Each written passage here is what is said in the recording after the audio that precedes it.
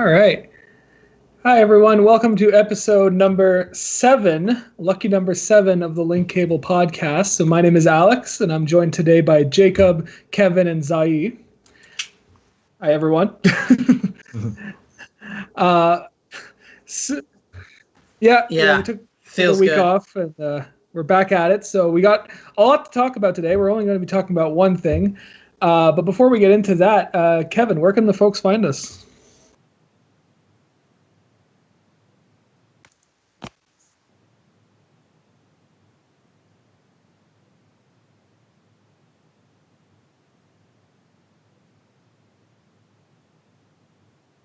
Kevin's definitely got us covered. Yeah. Pocket gas? Nice. Mm-hmm. Yep, so come and join us up on the live chat. We'll be chatting alongside you guys and reading your comments during the show, so we want to see where we're at. So, everybody, this week we're going to be talking about... Yeah, just the thing that's been basically hyped up for a few months now, the PlayStation 5 reveal event. Yeah. Finally. Yeah, happening.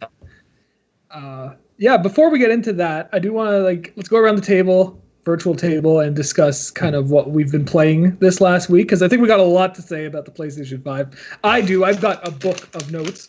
Our leader, Alex. Otherwise known as a notebook. Before we get into that, let's go around the table and talk about what we've played this week, because I've been playing a lot of fun stuff, but I want to hear what you guys have. So who wants to kick it off? So I have actually, get volunteered. I have actually been playing Call of Duty Warzones the past week and a bit. It's because a lot of my friends have been playing a lot of Apex. And a good majority of my other friends are also on Modern Warfare for Warzones. I've been playing that a bit more, though I'm not at the point where I really get the mechanics of the game too well. Like I did the intro and a couple of games here and there, but it's way different than what I'm used to with like Apex or even not so much PUBG, but playing a lot of battle royales. The other thing that has come out that has been a lot of fun is the new season for Season 5 of Apex, where one of the new characters got introduced, Loba. Okay. So I'm cross-playing between my PS4 and my Xbox with my friends here and there. But right now I'm focusing more on my Xbox. So we actually even just bought the season. And, Apex has I'll be honest, I don't like their microtransactions, like some of the ones in the screen. You have to buy the item with purchases, and then you can buy it for in-store credit, which I don't really like.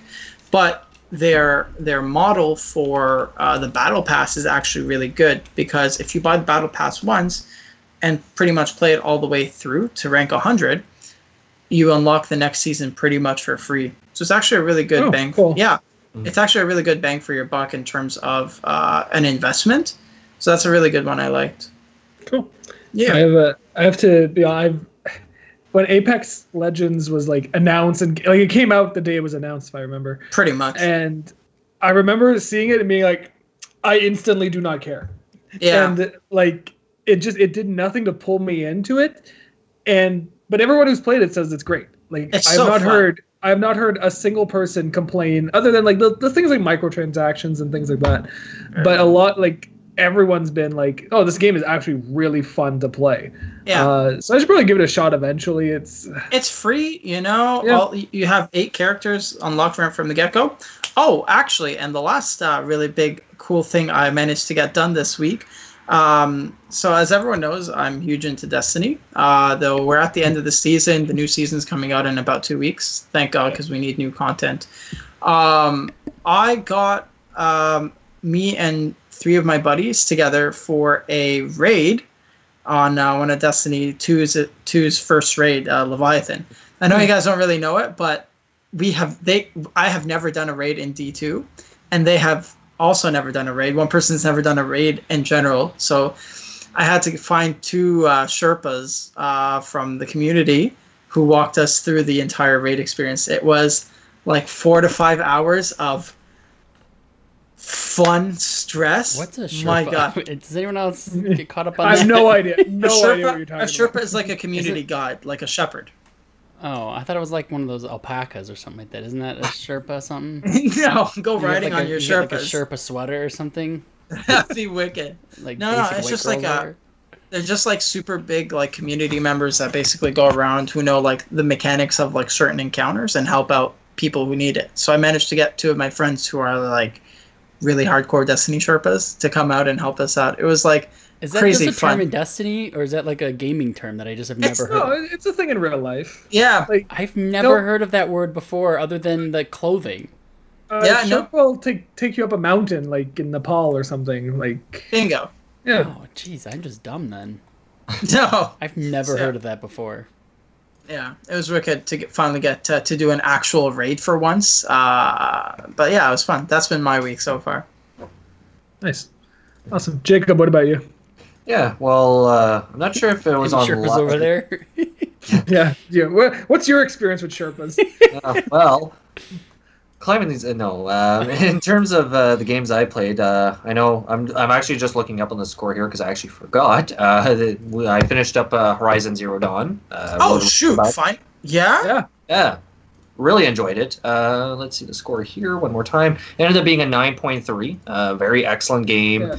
Wow. Over on linkcable.com, I should. Yeah. So please come check us out. Check it out. Our reviews that we won't give away the score of. Yeah. But yeah, no, really enjoyed that. Finished up the last bit of content that the game had to offer, and I jumped right into Marvel's Spider-Man. So I started. nice. Good choice. Nice. Yeah. Are you doing a tour of the PS4's? I feel it. I feel it.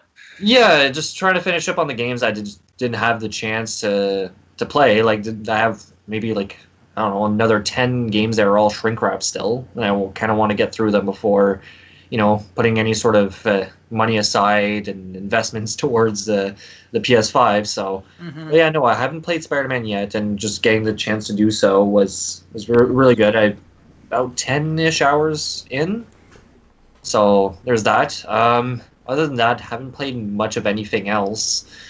Trying to think if there's. Didn't you try a demo today? I did, yes. Thank you for reminding me. And that was actually like super brief before we actually we began the show. Ninjala, a game I remember seeing at E3 2018. It was right before you'd get into where both Nintendo and Sony's big booths were. It was right at the entryway there. And every time I would pass by, I was like, I really want to play this game. The lineups were ridiculous. You could sit down and watch people play, but it's like there's not enough time in a day to just sit down and watch people play.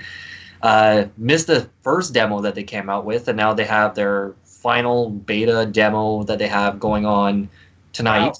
Yeah, before the game launches. I believe it's on 24th of June. Yeah, you're right. It's 24th. Yeah, so really hyped for that game. Really, really good. Really sound as well. A little bit of like connectivity issues, but that's kind of expected with a that's a Switch thing. Yeah, Nintendo only online game. But overall, very excited. Plays very well. So yeah, hoping that once that gets released, probably be spending a lot of time on that there. Yeah. Neat. Cool. Kevin, what about you? So, I've been kind of doing the same thing Jacob's doing, is trying to clean up a few of those unwrapped games and get them done and played, because I feel like once the new generation of things roll in, I start to pay less attention to the old stuff. So I actually opened up, well, it's kind of a trick, because I didn't open it. Uncharted 4. No, wait, I'm hearing myself. That would be me. No. So I got Uncharted 4 for free in like the PlayStation Plus like stuff. So instead of opening it, I just downloaded it and played it because I owned it for free. So I started that, and holy cow, I don't know why I haven't played that game before. It's incredible. It's very, very like AAA to the extreme, where it's like it's such a good experience. The first like few minutes, I'm just like enthralled in the game, and I couldn't wait to get back in it. I'm just like, this is great. I forgot how much I love Drake and all these things. That was fun. So played like maybe 2 or 3 hours of that. Nice.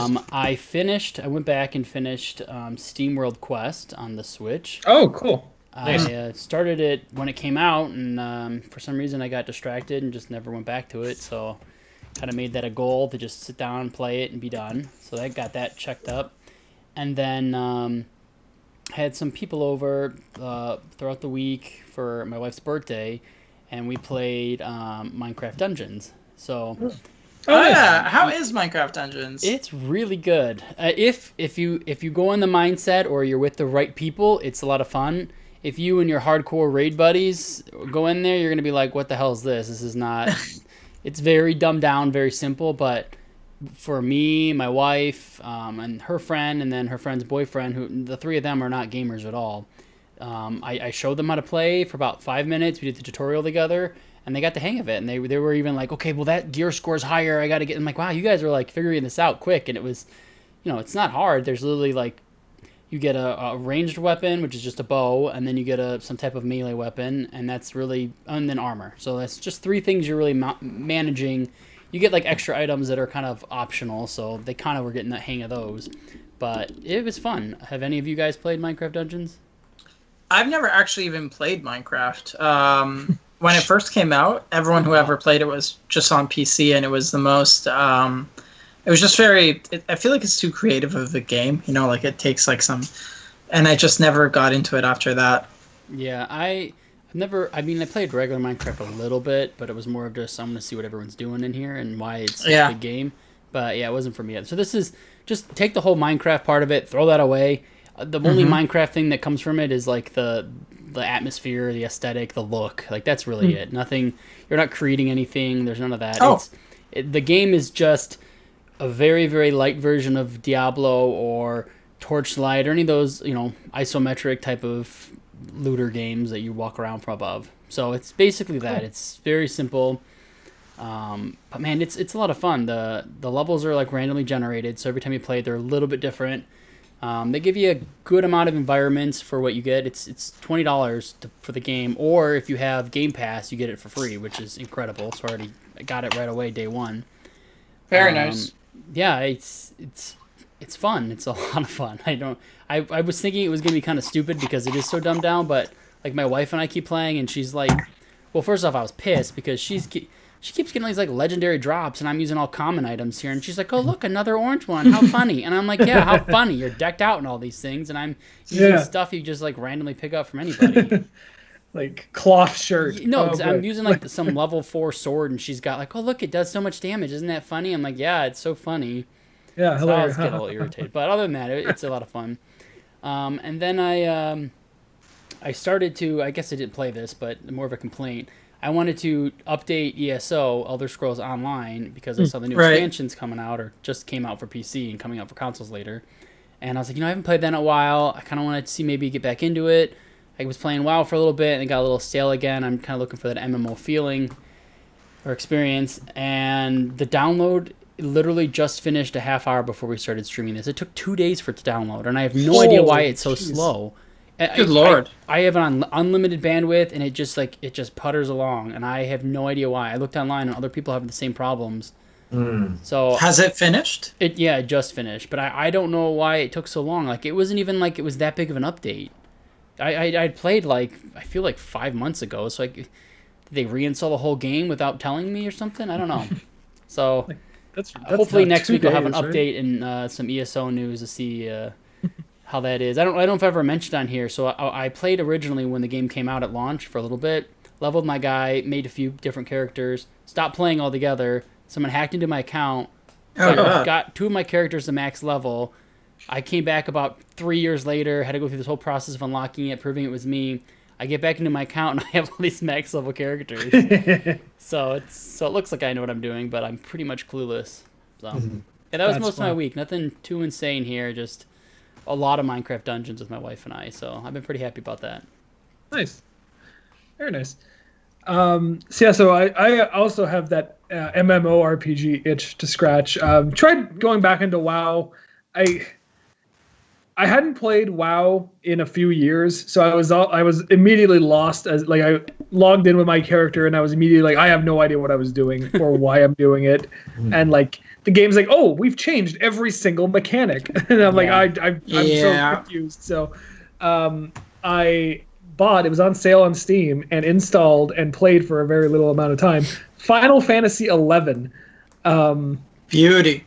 Oh no, it's Beauty. Not the eyes, like that's exactly how I feel. It's just it's like everything's small and so confusing. Like you think WoW is hard when you jump into that game, you turn on Final Fantasy 11 and I'm like, I have no idea what's going on. Yeah. You still play 11? Me, I played like an hour and that was as far as I got. Yeah. I want to get in, like I want to take on the challenge. I want to see how far I can get, and like Me I got too. like, well, let's play together because I have no idea what I'm doing. I would really like that. Yeah, all right. I don't know what I was going to say, but yeah, I'll get you my server that I'm on, and we can. Or I don't know how easy. Actually, so this is the thing. This is my Final Fantasy 11 story.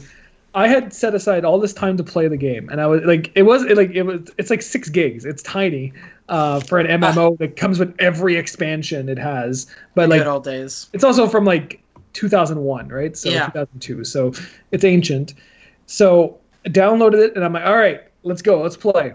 I hit the login thing, and Steam's like, all right, you need this code because you need like to activate the game. And I was like, sure, easy peasy, right? And so I go on to the account creation thing, and it's like, all right, you need a Play Online account. And I was like, all right, seems easy enough. Go to playonline.com or whatever. And I go to set it up, and it's like, oh, you need a Square Enix account. And I was like, so I had to create this other account, and then you have to link them. And you're doing this through an interface. Like, it's clearly like this, like the Square Enix account is the newer one, I think, that they started rolling out. Like I'm really going to be wrong about it, but I know it's the one that Final Fantasy 14 uses. So I don't know when they rolled that out, if it was before the game or not. But anyway, the website you're using to do this looks like it's from 2001. Like, it is extremely... You've got to share this website. I would love to see that. I'll put a link in the description below later. It's the funniest thing. Like, it is, like, it's as wide as like a 10-inch monitor, and it has this like giant amount of empty space off the side. That makes sense. To like connect to your accounts, it's like this. You gotta get a token and activate it. And I had to go on Reddit and get help as to actually how to get set up. No. And then the launcher for the game itself, like, it doesn't use, like, none of the terms, it never uses the same term twice. It's like, oh, you need your Square Enix login. I was like, okay, that makes sense. And then you need your Final Fantasy login. No, it's like your Square Enix activation code, and like that's your login though. It's this. Nothing is the same term. The launcher itself looks like it's straight out of like 2001. Like, it has not been updated at all. It is straight out of 2001. Oh, it really feels like I'm so and like I'm actually really surprised and a little shocked that Square Enix still charges the full like $12 subscription fee per month for this game. It's still there. Yeah. Oh my god! How many players are still playing? I don't know how many players. So as soon as I logged in, and like it took me over an hour to log in, like to figure. Like, I was on Reddit getting help as to how to actually play this game. Like, it took me forever, and then I plopped into the like one of the 3 or 4 starting cities, and there was like people running around like crazy. This is the chat, like the chat box that has like what other players are saying to each other is the same as your command bar is the same as the NPC chat. So like you're typing something and you can see like what did this originally come out on? Was this PlayStation on PS2 and PlayStation PC? 2 and PC, yeah. PC, okay. I couldn't remember if did it make it to PS3 or no? Was it only on those two? It never made it. I don't know. It did not make it to PS3. I can't remember where I played it at. If no, it was it never on PC did, or PS2. Yeah. It was a long time ago. I honestly, 2002, man. I had the exact same experience with 11 as I did with 14. Got in, completely lost, logged out after about 45 minutes. So, do you know how you log out in Final Fantasy 11? I don't know. Turn your computer off. Yeah, I was just gonna say. You go into the command bar and you type /logout. There's no so old. There's no menu. Like you have your action bars and like inventory and stuff like that, but there's no game menu. Like you have to like / graphics, and then you go into the graphics interface. So old. It's incredibly old. I love it. I wish I had more like of a gameplay experience to like point out, because I got in, I walked around town, I found the first quest giver. There was a lot of people. Like there was like, I would say like a good solid. I'm looking it up right now. I found exactly how many. So there's an estimated 86,000 players daily. And total players as of 2020, 898,000. So 890,000 roughly. Or no, 900,000 I meant. 900,000 players total. It's not bad, that's man. Insane for a like, game right? that's that old without. Yeah, that's what the statistics literally say. Yeah. It's always on sale on Steam, and I got it there. I got the Ultimate Seekers Edition, so it comes with like the 40 expansions this game got. Holy shit! Wow. It looks awful on an HD monitor. Like it's really a 4:3 on it. Where it's I was playing widescreen.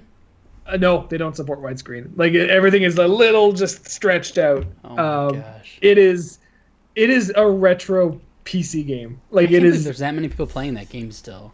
Would you give it a review? Would you do an article for it? I don't know if I'd have time to get far enough into the game in a timely fashion to write an opinion piece on it. Maybe. So okay, here's something like it's slightly related that I wanted to one day talk about. But so like all these MMOs that have been killed off and died, like about I guess this one's still going. I was reading about the MMO City of Heroes. Have you guys ever played that game? Yes. Old school. So I used to love that game. My brother and I would play like crazy. That was our big MMO we were both into before we got into WoW.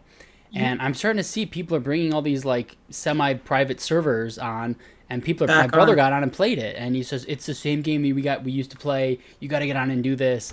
And I'm really tempted to do like. I'm surprised that something like that exists, and I'm wondering like what other MMOs out there have something like this going on, because that's pretty cool. Yeah. Well, WoW just turned the whole private server thing into now they sell you WoW Classic. Yeah, exactly. So I'm like, another game I really liked, used to play WildStar. I really liked that game. That was a great MMO. And that only lasted a couple years. Yeah. And I'm pretty sad that game was really fun. I would love to see Star Wars Galaxies. That was fun. I played that a bit too. Yeah. Star Wars Galaxies would be nice.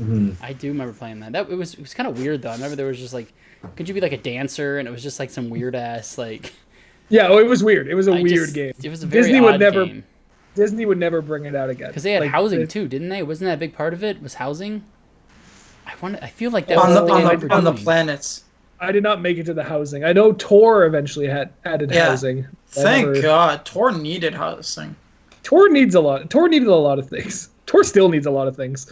Tor still needs a lot of things. Do they still charge for the Republic? Is there a fee, or is that free to play now? There's a free to play tier, and then if you pay a subscription, you actually can level up at a reasonable rate. Oh, okay. They tie your experience to your how much you're paying to play it.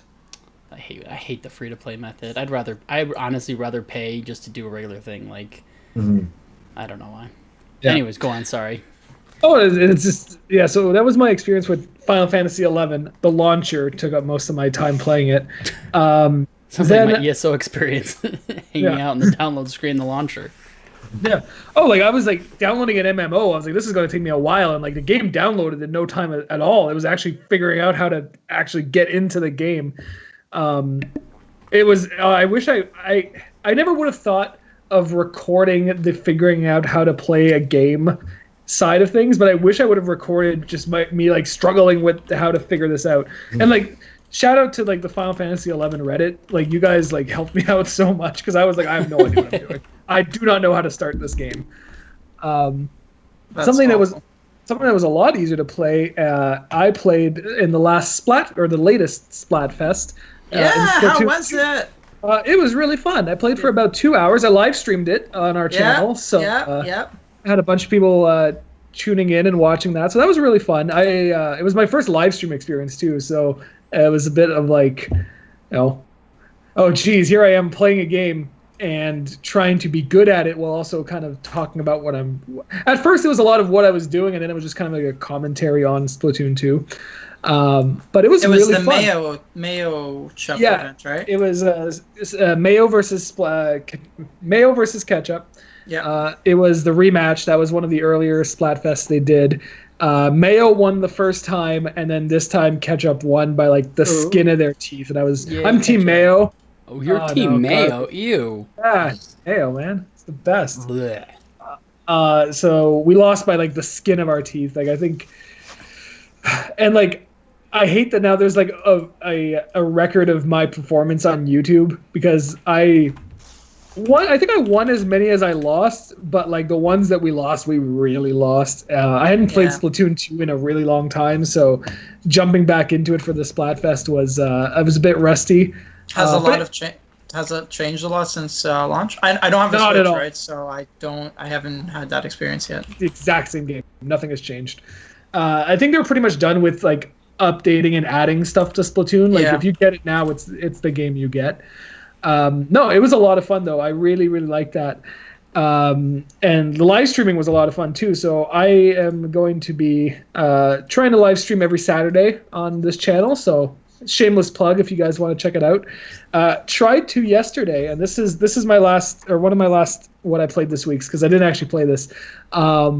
So I was already all set up to do a live stream of Kingdoms of Amalur. I have been saying for months years I think at this point, that I am going to play this game.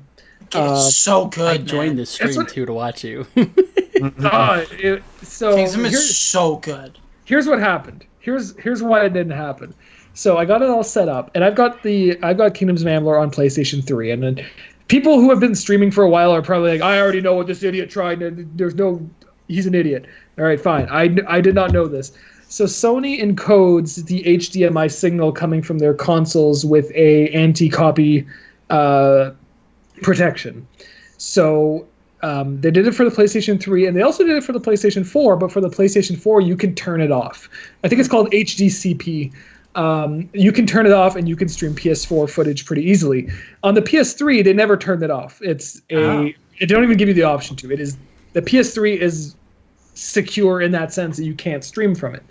I found that out, and I was like, okay, well, I was supposed to start streaming maybe like half an hour ago, but there was a workaround. They say if you get HDMI splitters going from the PS3 to the splitter and then to the capture device, so I'm using an Elgato, that should work. And so I like furiously like undid all my cables just to make sure it was as clean a connection as possible, and it still didn't work.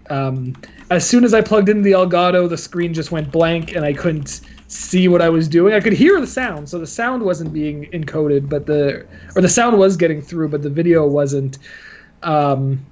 And so I was just like, look, I just undid all my, I basically undid my entertainment unit to make sure it was as clean as possible, that the signal was just going through one direction and then reaching that splitter. That is rough. Yeah, and so I was just like, I'm not streaming today. Even if I wanted to stream on another console, I didn't have to set that up, and I lost the heart of it. I didn't really want to do it anymore. Did you get into the game at least? No, I don't want to play it. I want to play the game on stream. I've never played it before, and I want it to be a completely brand new experience. So my good friend, my friend Jeanette, lent me her Xbox 360 copy of the game, and I have an Xbox 360. So wait, okay, next week. Do you have an Xbox One X or just a regular Xbox One? I have an Xbox One S. Ah, damn. Because the Kingdoms of Amalur on Xbox One X, they do a pretty good job with I think it's the better frame rate and better resolution in that game. It looks pretty damn good. Yeah. I'm on the S. I don't know if they do much to it, but because I played through it on the X, I bought it on there. It was like $10 on sale one day, and it runs really good. It ran better than it did on my PC when I was going through it. That's really cool. But yeah, so I've dug out the old 360. Beauty. It's got updates it's like I plugged it, like connected to the Wi-Fi, and it was like, "Do you have a few years?" Because like, don't play this. You're not playing this today. So I would love to pull out my old Xbox 360. Toss the PS3 in the trash. Put in the 360. So next week I am going to be streaming Kingdoms of Amalur.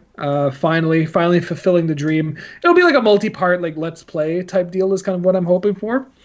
And then the other game I'm playing, I've been playing Liberated on the Nintendo Switch. It's an indie game. Liberated. It's an indie game. We got a review copy of it, so we have a review going up tomorrow. Thank you, Studios. Yeah, I finished it. Finished it today. It's interesting. It is a very it's kind of like it has like a film noir comic book aesthetic. Like every, you guys ever play Comic Zone back on the Sega Genesis? Yeah. It's like every screen is a panel and a comic book, and it's kind of like that, except it's not always gameplay. Like it's kind of like a mix between a visual novel and an action game. So like some panels are just story. You're just going through and it's just story, and then you get to a panel and the game is like, all right, now you have a gun and you have to go shoot people. And you're, all right, I'm gonna go like, do my objective. So it's pretty cool. I like it. Reviews going up tomorrow. I'm actually not allowed to talk too much about like my impressions of it right now because the embargo has not lifted. But I look forward to a review on Link Cable tomorrow for Liberated. Believe it's also on Steam. I'd have to double check, but it's definitely a Nintendo Switch console exclusive. I really want to get a Switch. You should really get a Switch. You should definitely get a Switch. I've got 3. Yeah. Well, I mean, okay, so my wife has one. I have a regular and a light. So. If you guys remember the few weeks that went by with no copy of Final Fantasy VII showing up, it finally did. But now it's Xenoblade that has not shown up and is late. So, have you started into FF7 yet? No, I chose to struggle with the FF11 launcher instead. It's like FF7. I really want to play it, but I also really want to give it the time it deserves. Yeah, I don't want to just like sit down and play like for 20 minutes. Like I want, and it hasn't really happened this week. If I knew that the FF11 launcher would have taken up a whole like hour or two, and that Kingdoms of Amalur was going to be a lost cause, I probably would have done FF7 instead. But it's what it is. So I think that's it for what we've been playing. Unless anyone else thought of something else, no? Actually, yes, I have one last thing. I know we want to get on to our next topic, but I thought this would be quite interesting. I don't know if you or anyone watching here knows, but I am a huge Warhammer 40K fan. And out on Game Pass this month, the last 15 days, not Game Pass, sorry, Xbox Games Gold, is Warhammer 40K Martyr. And so it's essentially a dungeon crawler. So think of your typical like kind of Diablo style games. Beauty of it though is that it came out in late 2018, and it's gone through about 1.5 years of like revisions and updates, and it is a classy game. Like it is, I'll be honest, sometimes a little boring, but I'm gonna be hopefully getting a review done on that one sometime soon, since it's been just updated to high heavens. Nice. The attention to detail in that game, lore-wise, in terms of how the characters operate, is amazing. Like, the characters are just, this is exactly how I imagined an Inquisitor acting like, or going through the daily motions of like the Warhammer 40K universe, because they end up finding the ship, and it's some of the gameplay. It's not as smooth as other like Diablo, I would say. It's not as it requires you to get into cover on a top-down perspective to do some abilities, and it's kind of weird, but and getting into cover, it gets destroyed and it cancels your abilities, so I don't like that so much from the characters. But because you're supposed to really just be out there like looting and grinding and getting at ads, but if you have to hide behind cover, you're not killing them. So it's kind of weird. but I love its authenticity to the source material. You know, when like they do a game so well to its like core tenets that it's kind of remarkable. It's like, wow, they really like took the time to learn about 40K before going into a venture. It feels nice, and I appreciate that nuance. Like one of the characters is a psyker, and psykers are like basically magic users. But the more they use their magic, they kind of go crazy because they see into the void. Mm-hmm. And it even has like a crazy meter, basically, for that. I'm like, crazy meter. Yeah, crazy meter. Yeah, it's like shit. I need to ease off on the magic. Like it's pretty good. I haven't gotten super far into it, but it's like the voice acting and the atmosphere and the storytelling. It's really good. Yeah, it's the Warhammer game. Like over the last few years, I felt like the Warhammer video games have just. There's been a ton coming out, but they're good. They're really good. Like Vermintide 2 is great. Oh, that game. Which we have. I really like we that have game. a review on our website, so if you to check that out. Yeah. I just saw Warhammer Mechanicus is getting released on consoles. That's the turn-based tactics game, and I love that one. So that's really cool. Check it out. And like, there's that I don't know the names of all of them, but there's like a Starfighter one. Like it's just like a full-on space combat one that's coming. I was like, yeah, okay. So Warhammer. I think that's Space Hulk. Yeah. Yeah, Space Hulk. You're right. Like, all right. So like, cool. They got games, and it's because Warhammer was always to me like this like. Do you like, Alex? You already play a lot of video games. You dedicate a lot of time to this hobby. Yeah. Do you have enough time left to play Warhammer? Because it looks like a serious investment, and like it is a serious investment. Me and my buddy got invested into it for the past couple of years, and we've put almost $1,000 into the tabletop aspect of it. Wow. It's fun. I had a buddy who was obsessed with that, and you can sink some money into that easily. Yeah, easily. I chose Dungeons and Dragons for my tabletop obsession. I chose that one, so ain't nothing wrong with that. Oh no, it's fine. It's just like I look when I go to like hobby stores or whatever, and I see all, like the Warhammer, like the minifigs and everything. I'm like, this looks so cool. I don't have time. So cool. Like I'm mad at it. So cool. So the video games are fun though. Definitely check them out. So that does it for the games that we've played this week and what we're kind of looking forward to in the very near future. But so the thing I wanted to talk the most about this week, and I think the thing that has kind of got the gaming world at attention right now, is on June 4th, so on Thursday, Sony is finally lifting the curtain on the PlayStation 5. We are getting the event that will show what this system is and hopefully what's it all about. Yeah, and they're I read just this morning that they're planning to show many games. So isn't that a surprise? This is going to be. I'm excited. I mean, it's the right time frame. The first week of June, right around there, is usually E3 time. So this is probably what they were going to show off in their own little world, anyways, because they don't go to the show anymore. But so I think this is going to be pretty exciting. This is going to be nuts. I'm ready to buy in some hype because there's been no hype for anything lately. Everything I've even thought about liking has been just delayed, or they've just not told us about anything. Or shitted on. Yeah, so this has been like the most anticlimactic year in gaming, I think, ever, because so many things were supposed to come out at the beginning of the year that were delayed from last year, and everything's just been pushed because of certain things going on in the world and all this other craziness, so I'm excited. So Sony, over the last couple of weeks, they got they had presentations on Ghost of Tsushima and The Last of Us Part 2.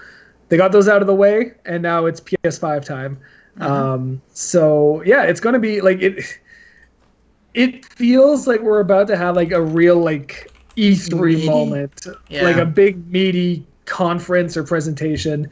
You're right. Like usually around this time of year is when you got the Microsoft press conference, you got the Nintendo Direct.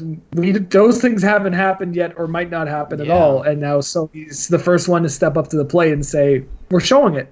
It's a very different approach than what Microsoft is doing. Microsoft's kind of doing like more of the we have a June event. We're going to talk about breadcrumb method. Like, here's a little piece. Come to the next month. All right, come to the next month. All right, you made it. Yeah. Which is interesting to show the difference in both companies' approaches to how they're presenting their new contents. Either the big drip feed or like the small little drip feeds over time. or you have your one massive launch. But we still don't know like what's going to actually end up coming through in the PS5 debut. So for all we know, they could be showing many games, but all they could be showing is like just the titles of the games and not really much content. So yeah, I think they got enough flack over that the tech demo they did where they showed the gameplay of a game that doesn't exist, and everybody was kind of up in arms about it. So I think they're like, all right, this is our time. We got to show. I mean, they have to show something. I mean, the games are coming out in a few months, so there's got to be something there that's out there.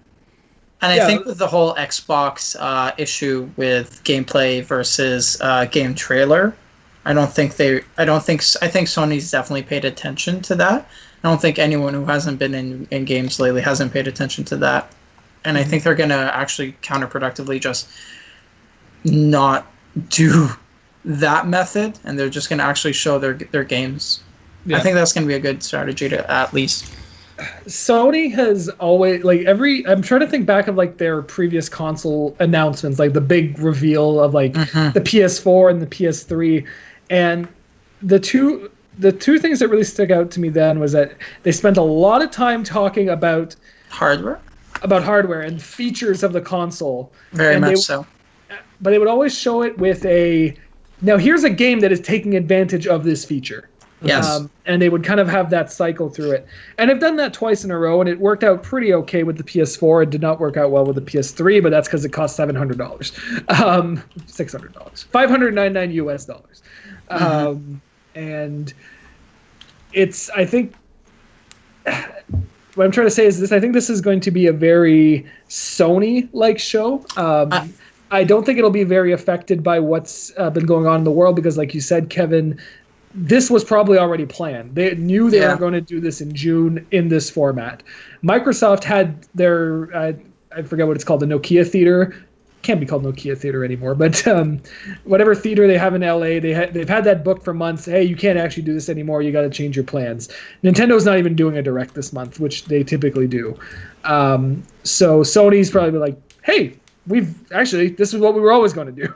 We might have less obviously no one in the press or in the media is going to have a chance to go hands-on with this thing right now, but at least we're going to see the games, right? So I was reading a report from Sony's president for the PS5 specifically, and speaking of their hardware, I'm trying to remember the article and what they had covered, but essentially they were saying they were not going to try not to focus on so much backwards compatibility for PS4 and games, etc. Ooh.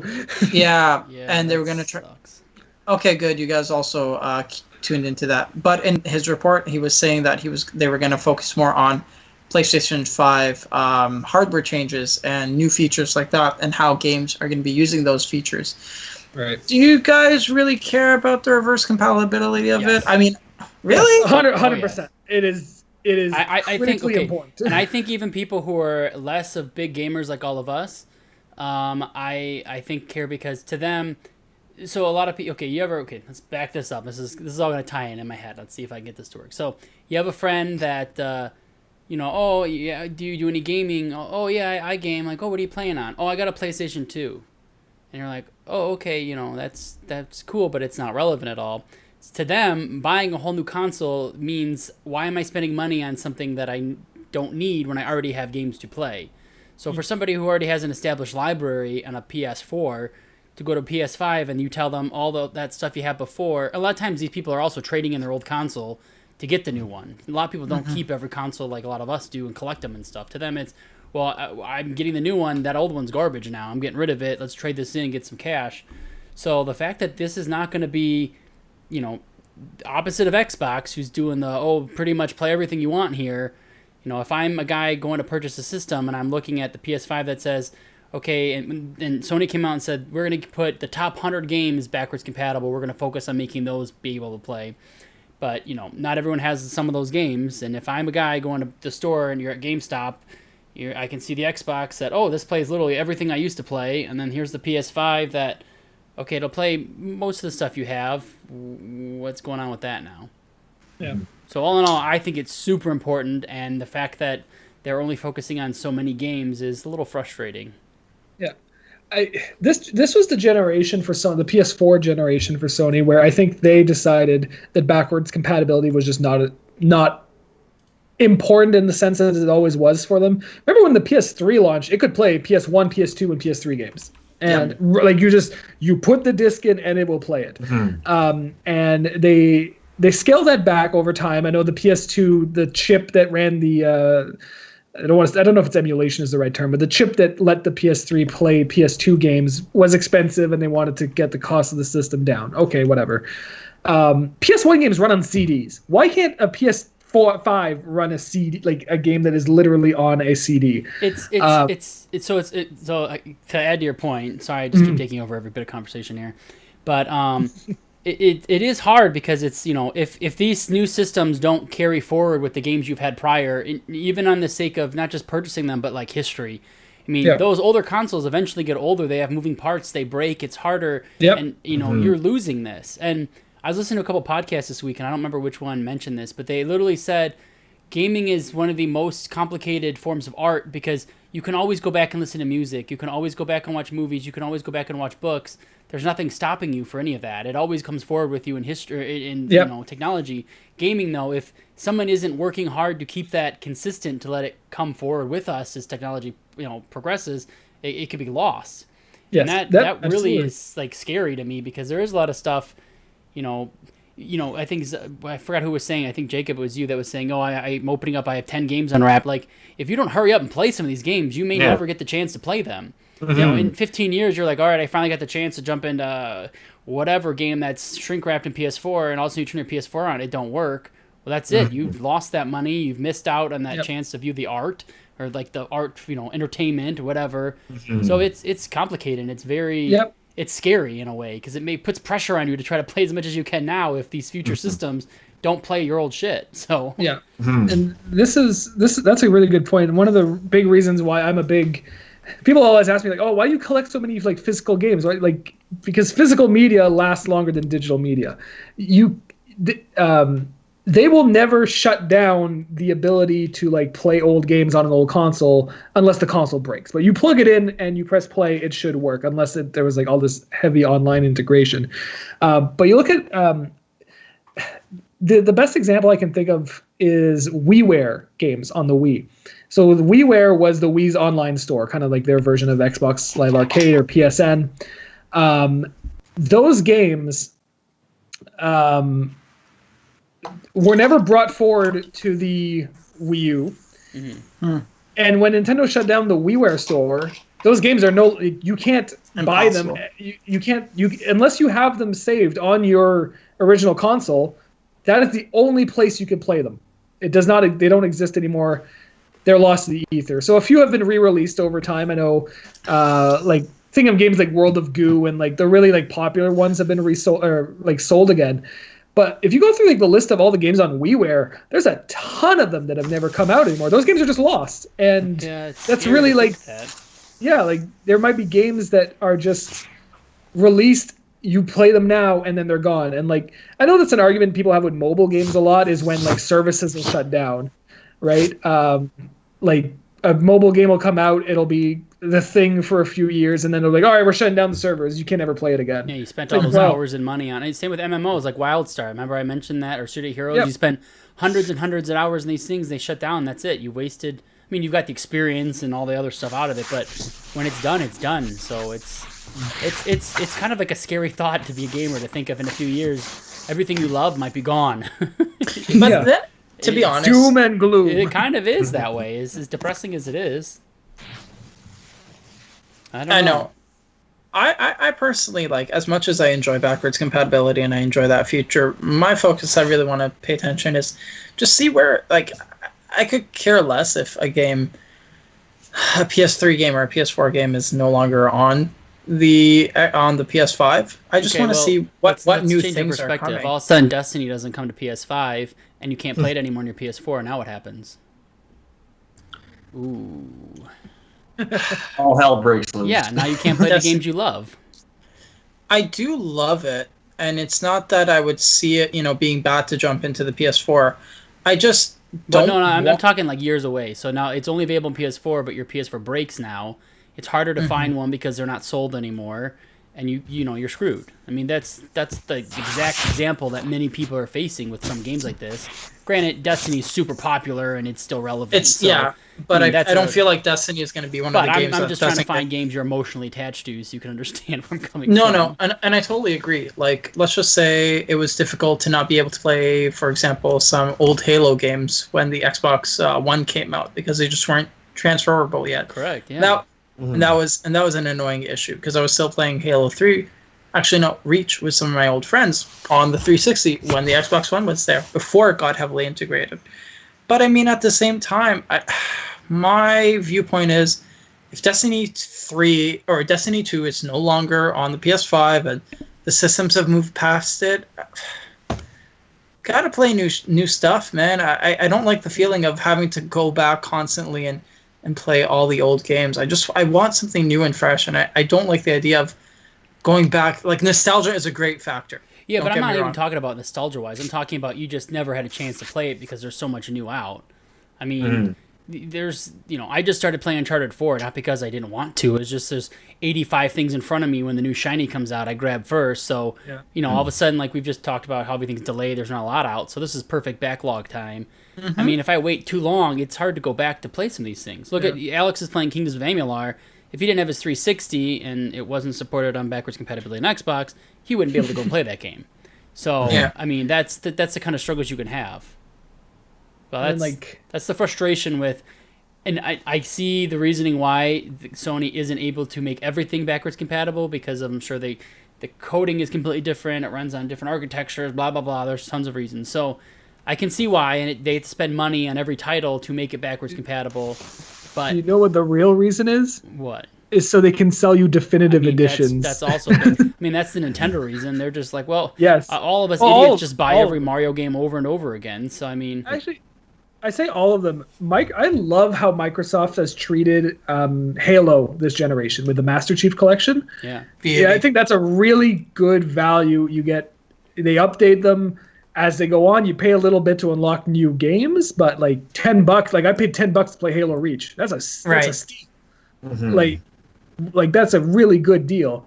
Yeah, you're right though. Nintendo and Sony this generation have just like Nintendo was just straight up selling you Wii U games at a higher price than they originally released. Oh, come get this game. You're like, didn't this come out in Wii U? Nintendo's like, no, it didn't. What's the Wii U?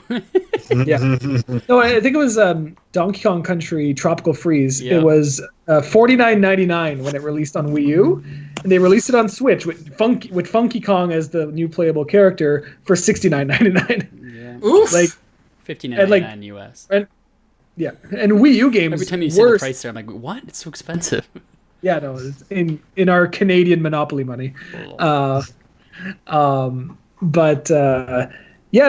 like all these companies used to be like at the forefront. Like Nintendo, I would always say before was like the best for backwards compatibility. Like the Wii, they literally went the extra mile of cramming a full GameCube into it. Like you have the ports, you have the memory cards. The Wii U can play Wii games out of the box. 3DS can play every DS game. Out of the box. It was never a problem. The Switch, I mean, like I get you can't shove a Wii U disc this big into a console this big. I get that. Yeah, bigger than the console. But like if I bought New Super Mario Brothers U digitally, why does that not transfer over from my Wii U to my Switch? Yeah. What's the difference? I don't know. It's intense.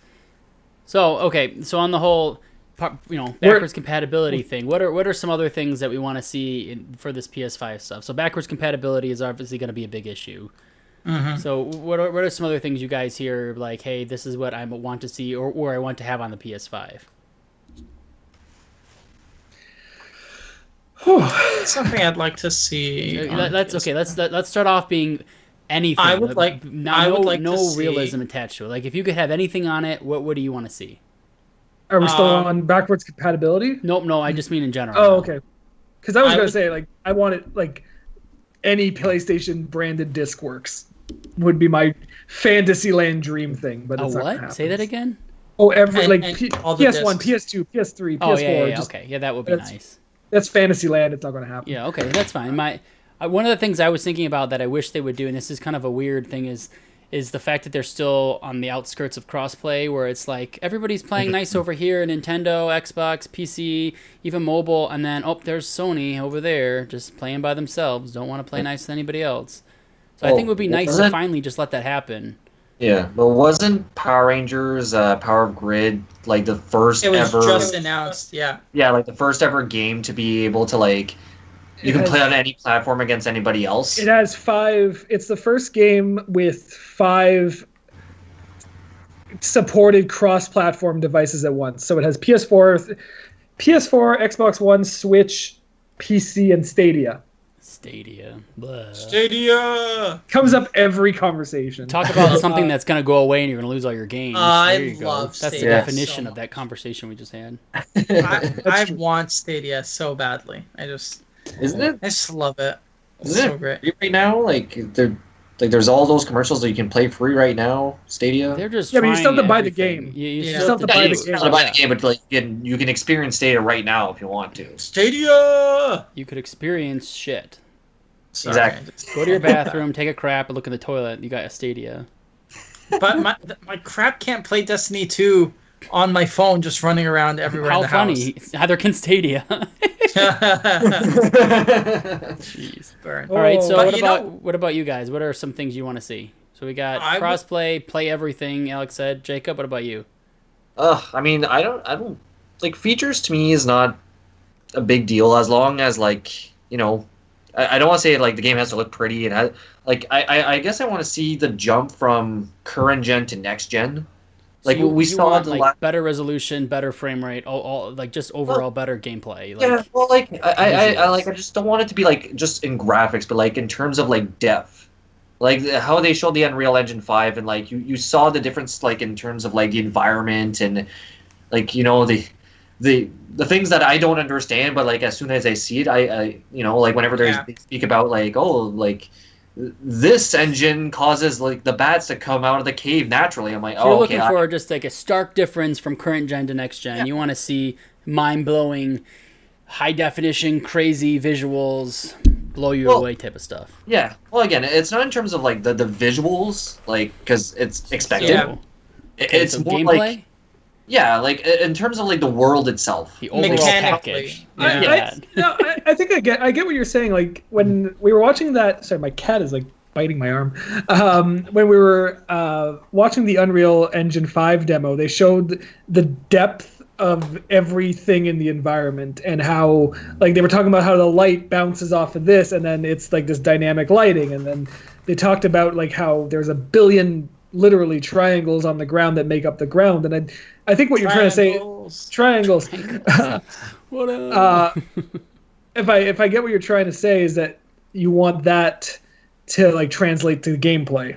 Yeah, exactly, and just to see the difference between like how the last PS4 games, so Ghost of Tsushima as well as The Last of Us, which look fantastic, but to see what Alex, Kevin, they look good, but so like you want an overall better just experience.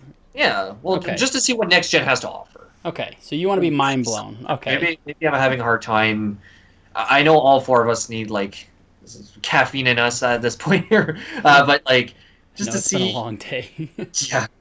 I know the one feature I would really, really enjoy seeing. I would like to see the ability to have multiple games or systems open at the same time, and for it not to be a clusterfuck. Like, okay, wait. Because say that again. I want to have Destiny 2 open along with YouTube on the side, and I don't know, maybe just Twitch or Skype on the PS4 just being integrated better. I really want to see like better integration of the different platforms that are on it. So like I want to be able to open up multiple things because right now I can only have one game open and like YouTube on my PS4 before anything, and then if not, it would have to close one of the games. So I'd really like to see, I want to have Destiny 2 open and FF7 and something else. And I don't want it to be like too taxing on the machine where it's gonna start sputtering and making noise. ways, you know. I really want to see having multiple systems open at the exact same time, and then an easy way to hop back in between them, because sometimes on the PS4 it can be really like slow.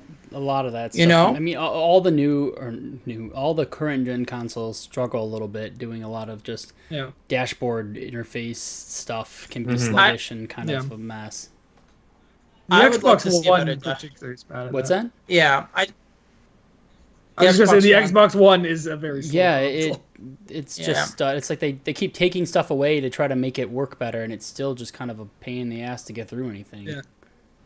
I think having an SSD in the PS5 and the Series X will go a long way to thank God. Like just making it faster. So that would be nice. But I mean, it's why do we want you'd want to see? Well, what do we want from game consoles is we want them to play games. That is, I don't care what it's called as long as it plays the games I want on it. And so I want to see games. From this show on Thursday, I don't really care what the box looks like for the PlayStation 5. I don't care like why they chose the colors they went with or anything like that. I want to see games. That's all I care about. Microsoft has done I would say an okay job of actually showing games. Maybe not how they show them. We did not see gameplay for very many of their games, but there's at least like a handful of Series X games that I'm excited for, like Scarlet Grace. We talked about Halo Infinite. We know more about Microsoft's plans for the future, and I want to see where Sony's at. Like, all right, Microsoft has got these games. Sony, show us games. That's what I want. I don't care about anything else. Obviously, like in the moment, like when they're talking about like, oh, the DualSense controller can read your sweat, and by determining your sweat levels, it'll make the game scarier. Scarier. I think the DualSense will have biometrics. I've been like, they had a patent out a while ago that said that Sony has a Sony has a patent out for it. Yeah. And I think like, why would they call it DualSense and not DualShock 5? Like, what is the sense part of it? So I think that's going to be, and like it has a built-in microphone, so you can talk to an AI assistant or something. So it's got the hearing. What's the other sense it needs? What is the AI like? So they used to have what's her face in Microsoft Xbox. Cortana. They used to have her. It was just a resource hog. It was pain in the ass. Got rid of it because the hardware couldn't handle it, and they have integration now with don't want to say certain Amazon lady's name that is everyone's personal assistant for everything, but I've been using that to turn my Xbox on and off. I say so and so's name, Xbox on, here it comes, turns everything on. So why don't they just use that? Why do they have to have their own? Just like we have like 8 different people that are assistants now. It's like I got my watch is Bixby because it's Samsung. I got OK Google over here. I got Amazon. What's her face? We got Siri. It's like, when is enough? Why do we have to keep creating new people to be assistants? Why can't we just have Amazon and Google support? I know something I really $. Yeah, but does anybody have you ever talked to anybody and go, you know what I really want on my PS5? A virtual assistant that I can just talk to? Like, no, nobody says that. Nobody cares. Why spend money on shit that just doesn't need to be done? You know what I do not want from the PS5? Or at least I'd like a feature that isn't there anymore? Motion controls, because everyone loves motion controls. No. Oh, look, I can fly a plane poorly. I don't want a disc version of the console. I want a discless version. Like you want an Xbox One SAD. Exactly. Sad. Okay. Why do you want that? Yeah, the S all digital SAD. Mm-hmm. But why do you want that so bad? You can just have a disk drive and never use it. That's still a possibility. Why bother? So here's the thing. Over it, just in case you accidentally forget. I watched the movie on DVD last night. I thought that was retro. Ooh, really? Yeah. Old school. Watch Star Trek 09 on DVD. Oh my god. Good old time. When the Xbox One and the PS4 were just launching, I was talking to my brother, and I remember this because we've had this conversation, funny enough, a couple times after, and I was telling him, I was like, bro, I do not see the future of digital media in general, especially gaming, needing disk drives. Like, I don't see the value of it, like, with progressively with how online features, downloading, streaming are going. I don't think discs are a medium that we really can need anymore. I get it with older games, I really do, but I'm just saying progression and moving forward. I don't see in the future it's going to be something so necessary. My brother at the time with the PS4 and Xbox One was like, "That's crazy. You need discs to play things. How will it work without it?"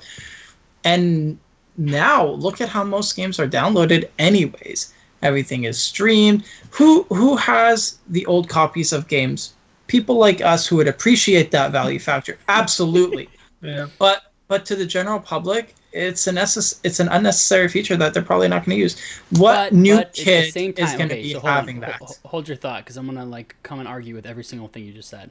And I'm getting closer and closer to an all digital lifestyle too.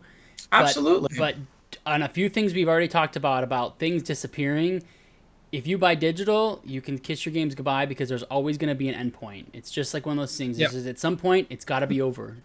Digital or physical stuff, you can hang on to that, and as long as you're either physically alive break, it can but the shatter. Chances of but how discs don't break? I mean, not at least they go old. You can I've got discs from the early '90s that you open them up, they're still the actual mechanical disk drive will break before the disk drive breaks. The discs aren't breaking. It's not like they're that fragile. They sit in a case anyways, so it's not. What's the point of them when you can just download everything online or digitally? But here's an extreme example, and I was talking about this to Jaren in the chat a few minutes ago. If you have all these games in Steam, or you have it in your Xbox store, or even like he said, the Wii store originally, as soon as they turn it off, you're done. You don't have anything. There's nowhere to go and download these things from anymore. Yeah. So people are scared of that, and it's something that's an okay thing to be scared of, because you spend thousands of dollars on all these games, and you have to trust a company not to shut off their service so you can still get to them. And then there's Stadia. If I buy into Stadia, I buy a bunch of games. In 3 months, they decide, this is a waste of our time. They shut it off. I'm done. I lost all the money I put into it. So I bought Call of Duty Modern Warfare physical. I bought the newer one, the one that just came out, not the original Modern Warfare, because Activision doesn't know how to title anything.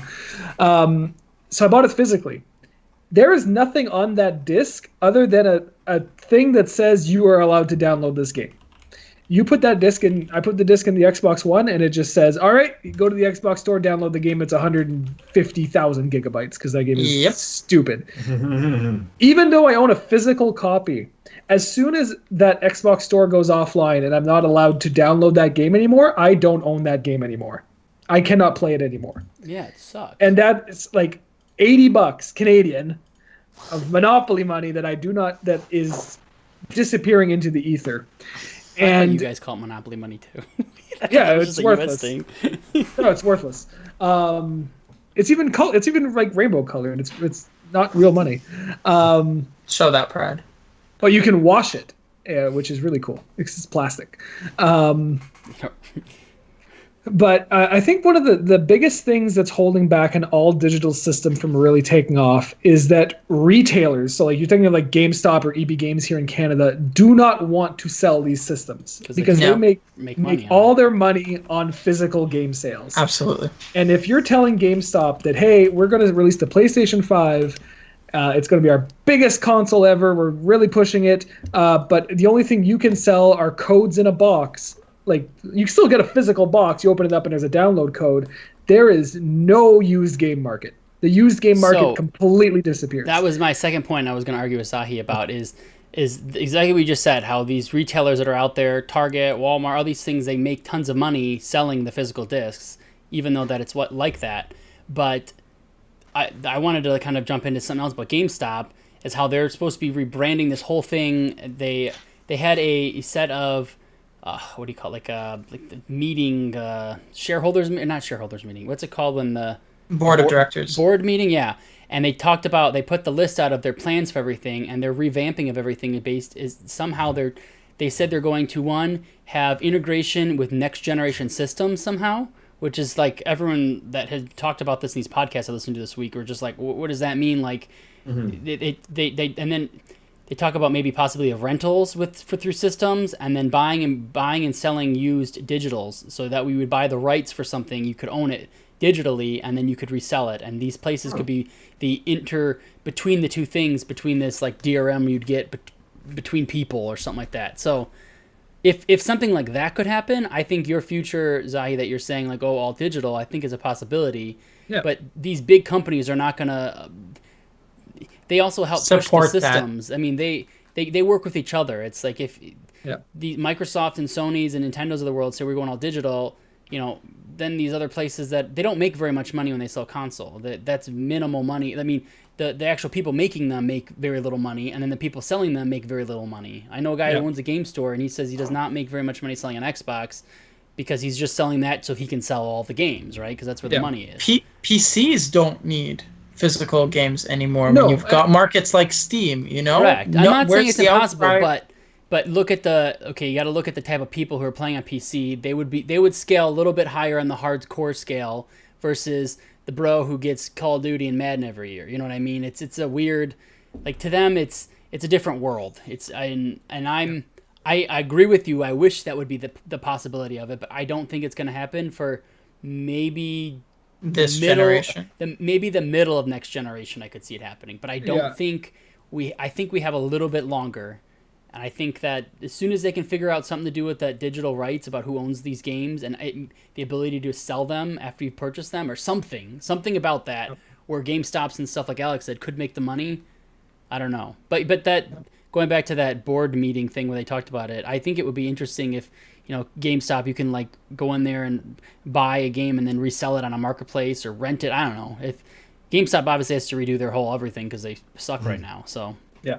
They got Reggie in there now. Reggie will fix it. Yeah, I found out a lot of the members they have, like, it's a weird group of people they brought together. Like, none of them have, like, gaming experience except for Reggie. He's, like, the one guy. Yeah. It's, like, a guy that came from, like, Dollar General, somebody from, like, Walmart. It's, like, these random-ass places. And then, and then there's one guy who knows gaming. Yeah. What is one of the games you guys are expecting will be revealed at the PS5 launch? Expecting or wanting? Yeah, because I wrote down on my totally different. I wrote down expecting and dream game. So all right, Alex, you've got it set up. Hit us. Okay, go. All right, go for it. So the expected game, the one I think will get announced. It's been teased for about 1,000 years at this point. Ridge Racer 11. Ridge Racer. Battletoads 5. Well, that's Microsoft. That's a Microsoft IP. I know. Come on. No, I think it's going to be 5 ported. Yeah. It'll be Blue Point's project, and I think it's Demon's Souls remake. They've been talking about it for a while. Yeah, I knew you'd like that one. They've been talking about their next thing for a while. They have been. And I think it's Demon's Souls remake. Part of me, and like, it'll be a remake, it won't be a remaster, because I think going in, like, if it's one of the big things you announce and it's like, oh, it's a remaster, it's like, no one cares. Yeah, 2008 game. Yeah, just redo it from scratch. I think that's what we're getting. We're getting a Demon's Souls remaster. Okay. A remake. So, remake is the expected one. Okay, so that's what you think we're gonna get. What do you want to get? Resistance 4. Oh, okay. Bro. Yeah, there we go. It's not gonna happen. Not happening. Where did that come from? An article. Beauty. Yeah, Jacob won't shut up about Resistance on the website, and I was like, you know what? Yeah, these games are fun. I do like the Resistance games. They're really fun. Oh, they were beautiful. Burning Skies is one of the only reasons to own a PS Vita. It is a good game. Oh, I've never played a Resistance game. So good. They're shooters. I always got them confused with Killzone, because I played Killzone. I was like, oh, aren't they the same? And I know they're not, but for some reason my brain just never really understood. I played Killzone, the one that came out on PS4, Shadowfall. I hated that game. Sucks. I loved Shadowfall. Shadowfall sucks. Oh, it wasn't that bad. Like, Killzone 1, 2, and 3 are great. I love those games. Shadowfall, I was like, garbage. No wonder.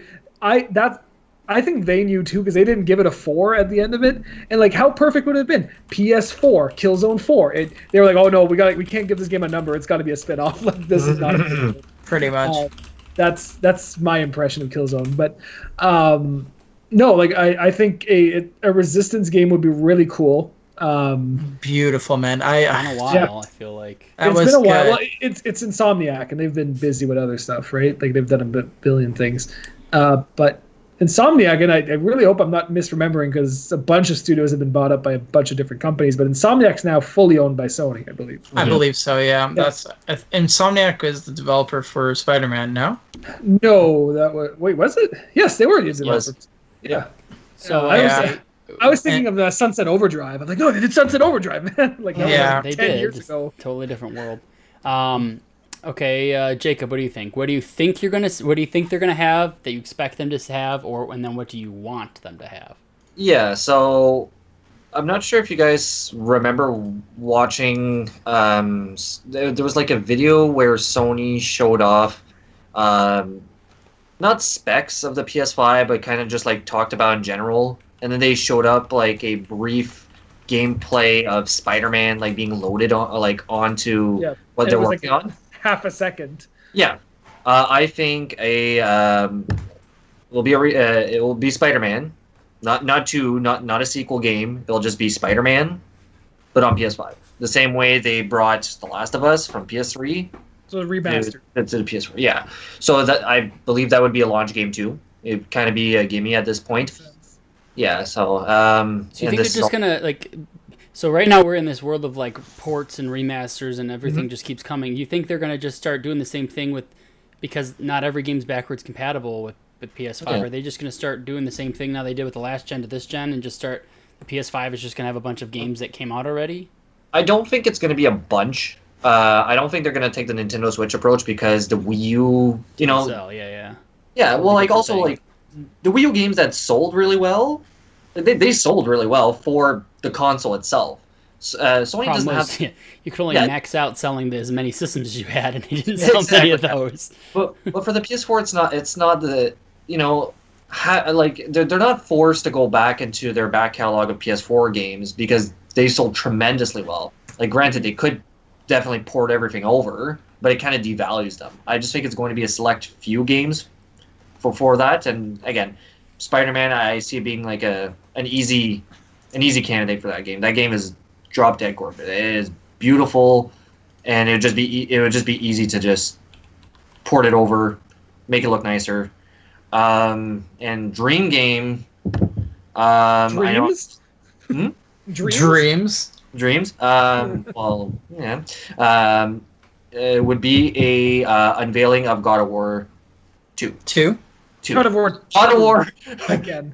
God of War 2 again, yeah. God of War squared. Sequel to God of War.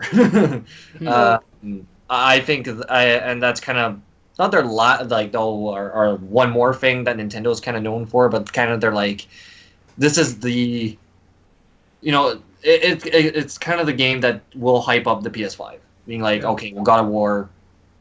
I don't know if you can call it 2 or God of War 5 or whatever, but God of War squared. I don't like that name. I don't like that game. Just call it God of War, and just confuse everyone. Just call it God of War. God of War again. God of War -2-1. God of War 358 Days Over 2. Birth by Sleep. God of War Birth by Sleep. There we go. Still the Kingdom Hearts name. Yeah, they'll call it God of War 2, and whenever we initially write the review for that game, it'll be God of War 2 2021 or 2022. But no, I think God of War should be shown. It's been quite how long has it been to? God of War was 2018. 2018, yeah. 2 years, I think, just showing. Like, I'm not expecting, this game's going to be out in November, like a launch game, but like I think that they'll show it and say, okay, well, it's in development. So, yeah, but that definitely is a dream game of mine.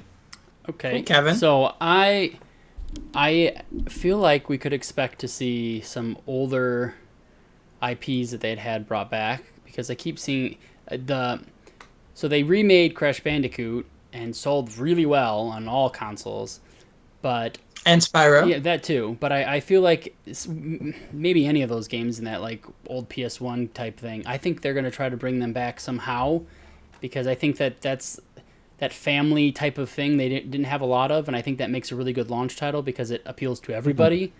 I really do think we might see something like that. I don't know if we're going to get that this week or if that'll be like a closer to launch. They're going to say, oh, look, here's this other game that, buy your kids this for Christmas.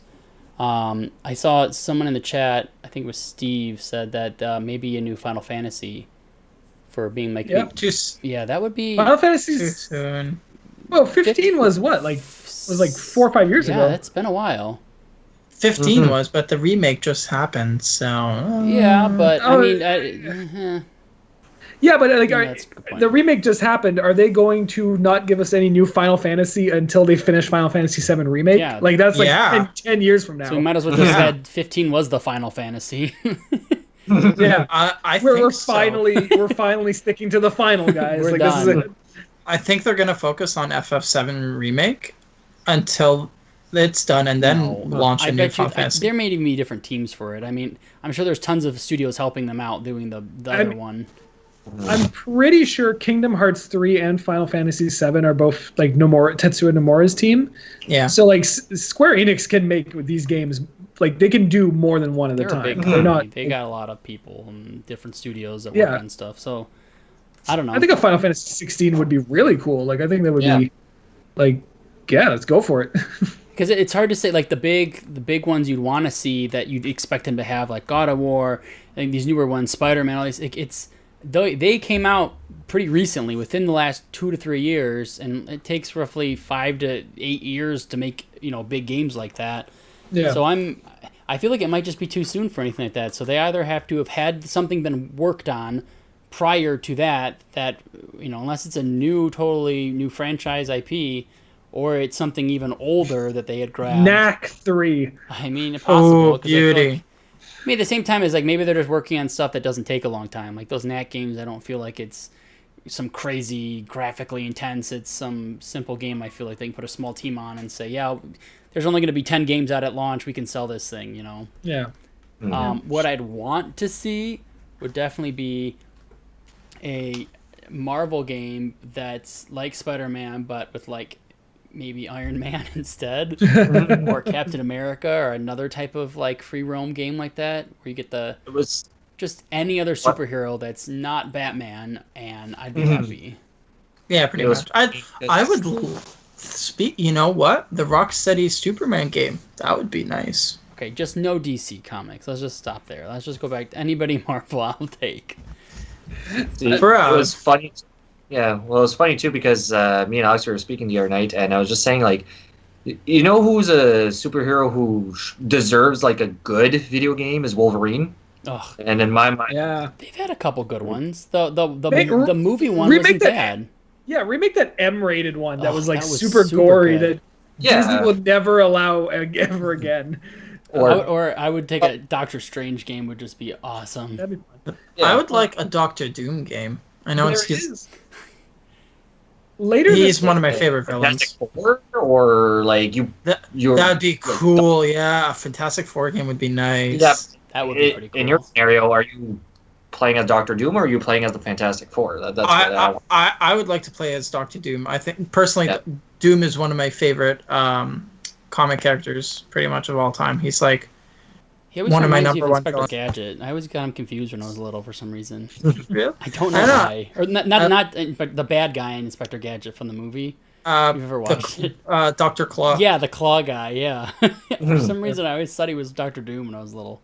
Yeah, no. I'd love to see a Marvel game that focuses on an antagonist point of view. Something cool, Magneto or something. Something interesting.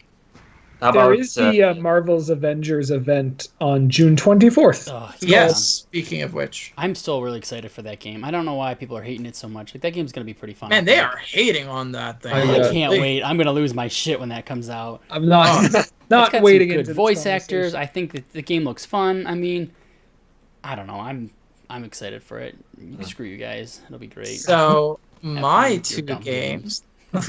Your Magneto games. They're Destinies and other stupid games I don't want to play. Dark Souls. Dark Souls. Trash. The game I think will be present for the PS5. I'm gonna take a wild shot at this and say Elden Ring. Oh, okay. Yeah. I can see that. Yeah, Elden Ring. I think the Elden Ring is going to be a really good contender if it's for a PS5 launch. I'm gonna laugh though when that game comes out and it's just awful because it's just like it's so like we don't know anything about it other than some dude that wrote some books that made a bad TV series. Is George R. R. Martin co-producing with FromSoft. I so hope. I have this deep down desire for Elden Ring to be like a turn-based tactical RPG. Sexy. Like, all right, here's Elden Ring, the free-to-play card game for mobile. Can you imagine? It's like, it's kind of like when The Witcher 3 or The Witcher CD Projekt Red made Gwent, and like I remember watching that first trailer, and they're like CD Projekt Red. I was like, oh, okay, cool. What is it? Oh, card game. Like I was like, all of a sudden cards start getting played. Yeah. Or the final boss. I know it's not George R. R. Martin that had anything to do with this, but the final boss is in a dark room where you can't see anything. Just like pitch black, just so anticlimactic. Yeah. What a fucking bitch. Anyway. But my dream game though, the one that I really like, I just love to see, PlayStation All Stars 2. Ooh, yeah. I'd love that. I love the first one. That was a fun series. That game, I guess. I would love PlayStation All Stars 2 with, Vita, I think it was on. Yeah. I used to play it on Vita a lot. It was on 3 and the Vita. Yeah. And you know what? I love Sony Smash Brothers. Yeah, man. It's essentially Sony Smash Brothers. I'd really love to see that. You know what? A couple weeks ago I heard on a podcast, they talked about how now would be possibly a good time to bring back PlayStation Home, because at first it was kind of a disaster, but I think PlayStation Home needs some love. For sure. Yeah, I think it's definitely like nowadays with some of the different technology we have, and I think you can pull it together, and the way that a lot more people are online and doing stuff, I think it might be successful, because like VR chat's decently popular still and stuff like that in these communities. Like if you gave them a little bit more freedom to have like your own virtual house and have people over and customize your furniture and do all this, like that could take off. Because it was a cool concept, but just the loading times are impossibly long. It wasn't very fun, but they had some cool ideas in it. Like you could go to places and launch games from it. It was fun. Yeah, I think what I'm hearing, it needs some love for sure. What I'm hearing is we want Sony Smash Brothers, and we want Sony Animal Crossing. Yeah, put them together. That's literally all I'm hearing. Like that's all I'm hearing right now. I'm excited for this. I think this is gonna be like. This is the first, like the Xbox event, like they screwed up, but they were also like pretty honest. Like looking back, they were pretty honest before it. They were like, this is our third party games. Yeah. It's going to be gameplay, and there was no gameplay. But like it wasn't ever billed as the big Xbox Series X show, which I believe is in July, if all rumors are to be believed. This feels like it's like, all right, we're going into it. We're going into the big Sony event, and I'm hoping for some megatons. Like everything we said, every game we mentioned is like, I hope it happens. I want the big games. I want to get excited for gaming again. Yeah, absolutely. Like it's been so long that anything has been like what's the future, right? Like we don't know, and like it's never happened before where coming up to a generation we know so little about it. Yeah. So like nothing, not even like little. Yeah, we know nothing about it, and so I'm really excited. While we were talking, I did have. I hope you guys will allow me, and before we wrap up the show for this week, I got one more crazy prediction. Sure. It is wild. It is absolutely insane. I want to hear, buddy. Come on. This is where things Metal Gear Solid 6. Ooh. That's not that crazy. I think that's possible. That's insane. That's the most wild thing I've ever thought of. No, that's not I don't wild. think... It is wild, man. With Kojima going on his own and Konami. Konami is doing it themselves. Weird. No, you can't. You know what? Can I counter you? Yeah, go. Metal Gear Revengeance 2. Revengeance 2 would be cool. Platinum's busy right now with a lot of things, but they could do that. That'd be really cool. I'd be down for that. No, I think Metal Gear Solid 6 would like. Konami has, since Kojima left, they put out Metal Gear Survive, which I'm pretty sure was in development. No, yeah, I forgot that game existed. Check out linkcable.com for a full review of Metal Gear Survive. No, don't. We actually I didn't trash it. I gave it like a 6, I think. Like, it wasn't the worst thing I've ever played. It looked kind of fun. I've seen videos of it. Garbage. It's I thought it was a fun side mode to Metal Gear Solid 5. Yeah. It was, but anyway, I think it's been a while. Death Stranding, Kojima is doing his own thing right now. Yeah. And I think Konami over the last few months and years, they've been building up their reputation a little bit better. Much better, actually. They're putting out a bunch of collections of games. They're reminding people like, hey, like why do you like Konami? Well, hey, we got all these Castlevania games. We got all these Contra games. We got you like Castlevania? You like Contra? Yeah. The Castlevania show is doing really, really well. Thank God. I think it's I think it would be a good time to give us a big game, Konami. There's a bunch of rumors online recently about a new Silent Hill. Yes, that's what I was going to also add to your Konami point. Yeah, so Silent Hill could be really cool. It's Capcom, but Resident Evil 8. They just did that. Did they just add Silent Hill to Dead by Daylight? Isn't that? They did. Yeah, they did. Yeah, they did. Wouldn't that be a fantastic segue? You know what, Alex? I think that would be really good to see a Silent Hill game, on the PS5. I think that would be a really good idea. So here's what they do. They release a playable trailer, right? Let's call it a PT. We release a PT for the PlayStation 5 that's hinted at but never really officially said to be a Silent Hill game, and then you never release it. And then those PlayStation 5s that have PT on them are worth a whole lot more money. It worked great. It worked amazingly the first time. I say you do it again. Awful. Why not? Possible. Wow. So I can't wait till this week comes out and they literally show us nothing that we just talked about. Yep. And they just show absolutely nothing. It's a new Ratchet and Clank, which would be great, but nothing that insanely exciting, I guess. And, Little Big Planet 4. Yay, and that British guy comes out. You've missed me. I'm Little Sack Boy.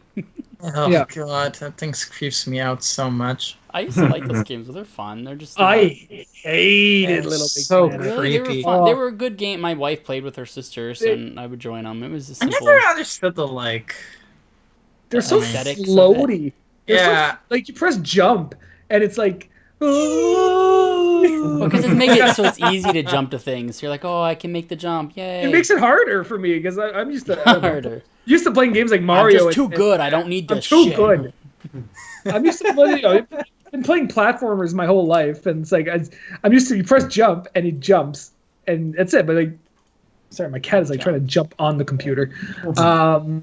Yeah, I bet overall this whole PS5 is going to come out. All it's going to do is going to make the shop more accessible, and it's just going to have all these free battle royales easily accessible. That's going to be what this is, because these things are going to. I think all the battle royales are just going to be intrinsically available on every system. Yeah. Oh, here's Fortnite. Here's Apex Legends. Here's Warzone. It's just it's going to be all that right in front of you. I bet they're going to push those so hard.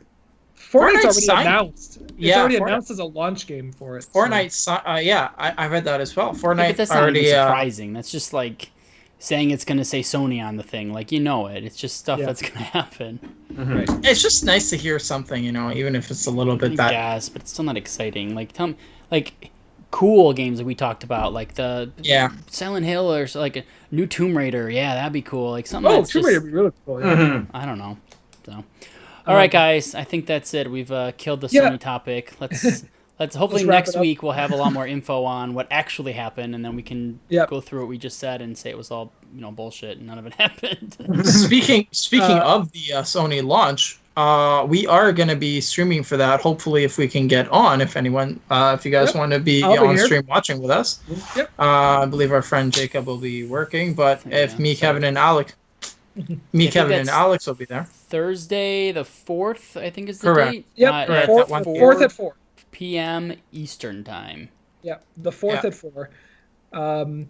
we're going to be live streaming it here. So we'll do our live reactions on everything. So as soon as they announce NAC 3, we'll all freak out and be like, "Oh, there it is!" Like, literally throwing money at the screen. Just start smash. What if we are completely right? Everything we talked about happens. Like all. I'd lose my ass. I'd be like, "It's yours." Yeah. I do want to do a quick shout out to June 6th. So a couple days later. Same person. No. Quick shout out to, and I'm like, quick shout out to the June day. 6th. To the day of June 6th. That is a great day of the year. Yeah. You know, we should have more 6s. June 6th is my 11-year anniversary with my wife. So. Oh, congratulations! Our dating anniversary, not our wedding. I'm not that old. Oh. No, the reason I want to highlight June 6th, other than your anniversary, is there's 3 other big gaming events happening on that day, and they're probably going to get overshadowed by the PlayStation 5 event, but definitely worth tuning in. So on June 6th, I've got the list here. At 1 p.m. is Guerrilla Collection. They're going to be going through some smaller indie games. Oh, I didn't know Harambe had a studio. Ooh. Too soon. Too soon. Too soon. And then my train of thought derailed.